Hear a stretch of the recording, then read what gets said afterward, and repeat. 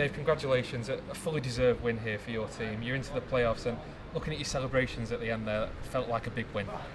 Yeah, absolutely. I think we were, like I say, thoroughly justifying of the win. It looked like it may be one of those days with the opportunities we created.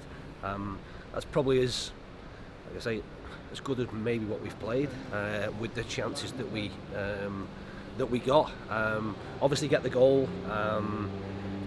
and the last 10 minutes had a bit of a hang-on. I think at that point, maybe the adrenaline almost drops out of us, and the game from 2 days ago takes its toll a little bit.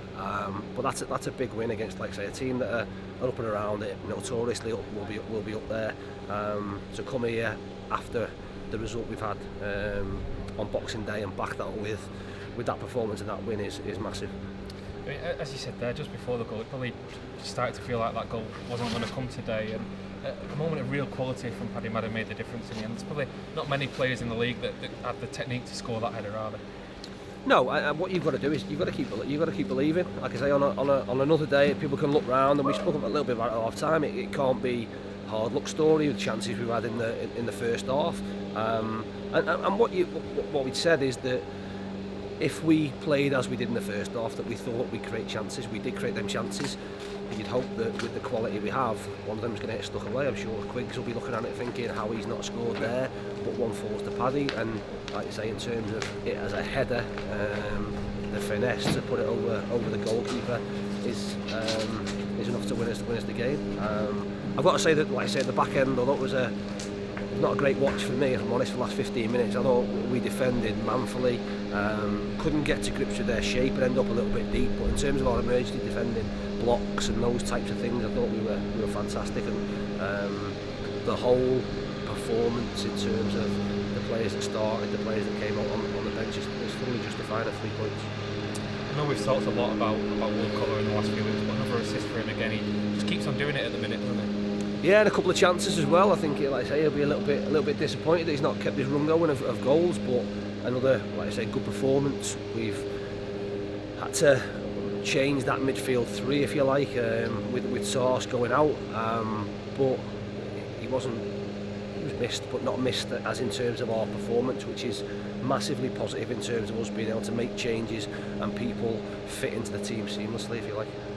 Just talking about your team selection, I mean, you talk about that midfield three that's been so crucial lately. You had to make a change today with Sarcevic suspended. You went for Ollie Crankshaw, and that seemed like a statement of intent for you, a bit more of an attacking change.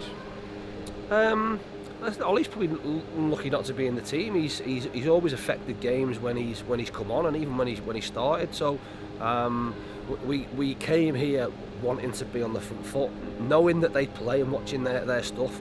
And I felt that if we could have that aggressive press and legs up the top end of the pitch, that we could pitch the ball in good areas. I thought we started flat, as you potentially would expect the first 10 minutes. After that, I thought we pitched the ball in really good areas. Once we got that first pass off, created really good chances for us, and Ollie was pivotal to doing that alongside Quiggs and Paddy up the top end, and Will and Crosby pushing in. Even the back three, we give them responsibility to be able to go in and take calculated risks in terms of pinching in front, and like I say, a good all-round team performance that was justified and was going away with the points. It's a great testament to the fitness of your players as well, isn't it? Because Solihull have had over a week to prepare for this game. No game on Boxing Day. It's County's second game in 48 hours. But you wouldn't have known it from the performance of your players today. We spoke about that again. You can't use that as an excuse. I suppose weak players will potentially look for the get out. That was a mentality one. I've been there, we've all been there as players previously. You can either sit and feel sorry for yourself, or you can go and use it as a challenge. Potentially, what we'd said is that the last 20 minutes of the game maybe doesn't really matter if you produce what you can produce in the first 60, 70 minutes and the game's done. So go out with that mindset, go out with that thought process that we're going to jump all over them and start really, really aggressive. And if we're in front and we're hanging on in the last sort of 15, 20 minutes, as we were, then much, much better to do that than to the game not be in our hands, if you like, and trying to win it towards the end. And that, like I said, that was the case. It's important now that the players recover. and we back up what we've done over the last couple of days with another important game for us at Altrincham just into the new year. There's a lot of talk right throughout the game at the minute about fixture congestion over the festive period, but it's quite different for County this year, I think, as you've alluded to before. Just one league game now in the next 3 weeks. Is that a positive? Is that easier for you, or do you want to be playing games? Well, we'll be playing games, but we'll just be playing games in a different competition. That's the, I suppose, part and parcel of this time of the year with the FA Cup, FA Trophy, and you have to deal with that, which we will. It's always going to be hard, and there'll be, like I say, there'll be people sort of look at it, especially over the Christmas period, with the current climate that we're in, saying around players having to play so many games in a short space of time, and whether it's fair, and whether teams not doing it, and all those different things. All you can do is deal with what's in front of you, and we knew today coming here would be a challenge, regardless of what we've had in the past sort of 48 hours. Would be a challenge, but one that we thought that, or we knew that we needed to be up for. We were, and we produced a really good performance. When you play the games, ultimately will make no difference. I think what you have to do is get used to the fact that that's going to be the case over the coming weeks, because we've no idea, like I say, in the current climate with COVID hanging around, as much as we're saying we've got one league game in the next 2 weeks or so. We might have one league game in the next 4 weeks. No one's got any idea, so you just have to deal with what's in front of you, and try and make sure you win the next game, regardless of what competition that's in. And if we do that, then we won't be doing too badly.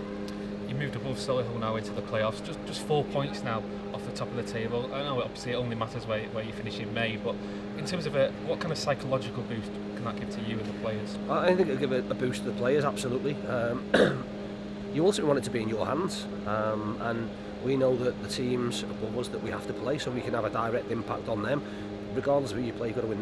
You've got to keep winning, and at times, if you can't win, then make sure you don't lose. Even today, we spoke about at half time, our performance here in the first half was just a matter of us scoring.